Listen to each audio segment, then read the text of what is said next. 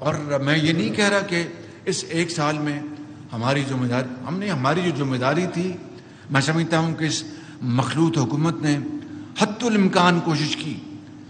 انسان ہیں، غلطی انسانوں سے ہوتی ہے، ہم سے غلطیاں ہوئی ہوں گی یقیناً، لیکن I would term them as honest mistakes.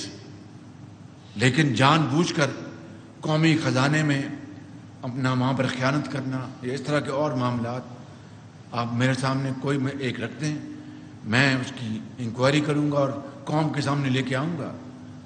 میں یہ کہہ سکتا ہوں بلا خوف تردید کہ اس 12-14 مہینے میں جو ہم نے گندم خریدی، جو ہم نے فرٹیلائزر خریدا G2G یا پرائیویٹ سیکٹر سے، سب سے کم بولی دینے والے جو ایکسپورٹر سے، ان سے میں نے اور ہماری ٹیم نے مل کر اربوں روپے کی مزید ڈسکاؤنٹ لیے.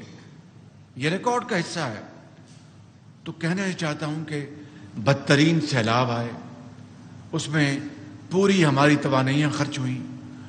100 ارب روپے وفاقی حکومت نے خرچے صوبائی حکومتوں کے اپنے وسائل کے علاوہ، اور دن رات اس کے اوپر ہم مارے پھرتے رہتے کہ معیشت کو بری طرح تباہ کیا. اور اسی طریقے سے یا اس سے بھی بڑھ کر جو فتنہ سازی کی گئی اور جو شورش پیدا کی گئی جان بوجھ کر، اور پاکستان کو پولیٹیکلی انسٹیبل کرنے کے لیے جو ایڑی چوٹی کا زور لگایا گیا، بیانیے بنائے گئے دن رات ٹیلی ویژن پر اور سوشل میڈیا پر، جو کچھ ہوتا رہا پاکستان کے عوام کے خلاف، پاکستان کی ترقی اور خوشحالی کے لیے جو ہم کوشش کر رہے تھے اس کو ختم کرنے کے لیے اور پاکستان کو بدنام کرنے کا انہوں نے کوئی طریقہ نہیں چھوڑا. ہر طریقے سے پاکستان کو بدنام کیا اور باہر ممالک کو اور اداروں کو متنبع کیا کہ اگر آپ نے پاکستان کی مدد کی تو یہ حکومت امپورٹڈ حکومت ہے، یہ سب کچھ برباد کر دے گی اور سب کچھ ختم ہو جائے گی. یہاں تک کہا کہ پاکستان خدا نخواستہ سری لنکا بننے جا رہا ہے. میں بات کرنے سے پہلے میں آپ کو یہیں پر ایک بات بتاتا چلے جاؤں. پیرس میں جو سری لنکا کے جو صدر ہیں، آپ جانتے ہیں کہ سری لنکا پاکستان کا ایک دوست ملک ہے، اور ابھی حالیہ مہینوں میں سری لنکا اس بدترین معاشی بحران سے اب نکل رہا ہے. ڈیفالٹ کر گیا، آپ سب جانتے ہیں، اور ڈیفالٹ کر گیا. IMF نے ان کو بیل آؤٹ کیا ہے اور ان کو کچھ ارب ڈالر مہیا کیے ہیں.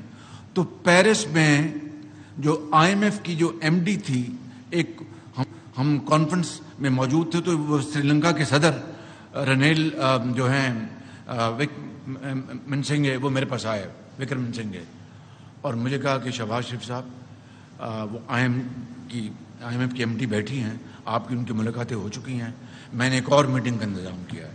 میں نے کہا آپ کی بہت مہربانی. وہ جو تھا کانفرنس کا سیشن وہ لمبا ہو گیا، تو جب ختم ہوئی تو IMF کی MD میرے پاس آئی کہ پرائم منسٹر اب پریس کانفرنس کرنی ہے اپنا ان کے ساتھ، تو مجھے جانا ہے، ہم کھڑے کھڑے بات کر لیتے ہیں.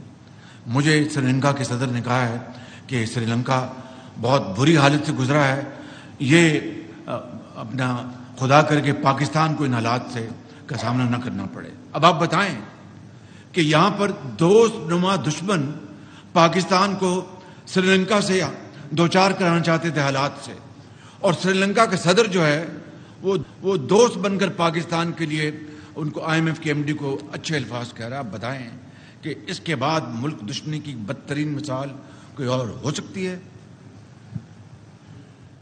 چنانچہ میں یہ کہنا چاہتا ہوں کہ ان مہینوں میں تفصیل سے آپ کو بور نہیں کروں گا. ان مہینوں میں میری IMF کی MD کے ساتھ ٹیلی فون پر ایک گھنٹے سے زیادہ میری گفتگو ہوئی.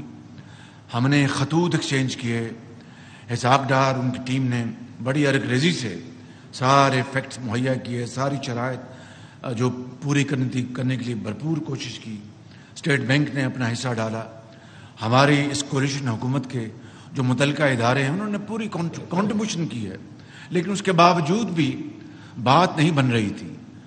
پھر پیرس میں میری ان سے MD IMF سے ملاقات ہوئی, بڑی بھرپور, جس میں محترمہ مریم اورنگزیب صاحبہ, سردار ایاز صادق اور شہری رحمان صاحبہ, ہماری جو MOS ہیں ڈاکٹر عائشہ پاشا وہ تھیں, سفیر تھے ہمارے فاطمی صاحب تھے. وہاں پر بڑی تفصیل سے ملاقات ہوئی.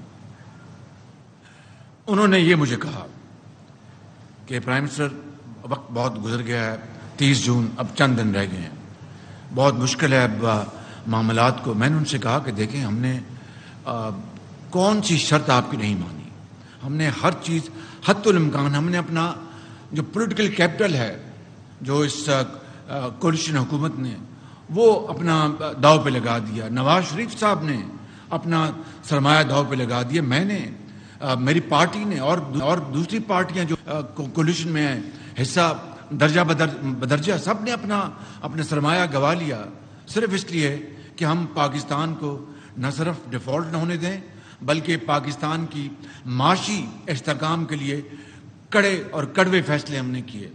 اب کون سی ایسی چیز ہے جو کہ باقی رہ گئی ہے؟ انہوں نے مجھے 2-3 چیزیں بتائیں. میں نے کہا آپ نہ فکر کریں, میں ابھی کوشش کرتا ہوں کہ میں اور بھی اس معاملے میں جہاں تک بڑھ سکتے ہیں بڑھیں. تو پھر انہوں نے کہا کہ دیکھیں $2 ارب کا جو ابھی بھی گیپ ہے, جو ہمارے $6 ارب کا انہوں نے گنایا تھا, $4 ارب الحمدللہ, وہ میں آپ کو بتا دیتا ہوں, پہلے میں بتاتا ہوں, آج پھر بتا دیتا ہوں وہ کہاں سے آیا. $2 ارب کا ابھی بھی گیپ ہے, تو آپ دیکھیں اس کا کیا ہوگا. میں نے کہا اچھا اس کا بھی بات کرتے ہیں. وہ جب میٹنگ ختم ہوئی میں نے اسحاق ڈار صاحب کو فون کیا, میں نے کہا مہربانی کریں, ان کو سیریس ڈاؤٹس تھے. میں نے کہا نہیں, ہم ایک آخری ایفرٹ کریں, یہ پاکستانی قوم کا معاملہ ہے, ہمارے مستقبل کا معاملہ ہے, ہم ایک آخری ایفرٹ کریں. اور ہم اس نے MD IMF نے میرے ساتھ بڑی سنجیدگی کے ساتھ گفتگو کی, اس میں کوئی شک نہیں. تو ہم اس کوشش کریں گے. اچھا جی, یہ مجھے بھائی جی کہتے ہیں کہ میں پوری کوشش کرتا ہوں. تو ان کی اور ان کی ٹیم نے وہ رات لگائی. اگلی رات میں آپ کو بتا دیتا ہوں, میں نے وہاں پہ مجھے پتہ چلا کہ اسلامک ڈیولپمنٹ بینک کے وہاں پر چیئرمین آئے ہوئے ہیں.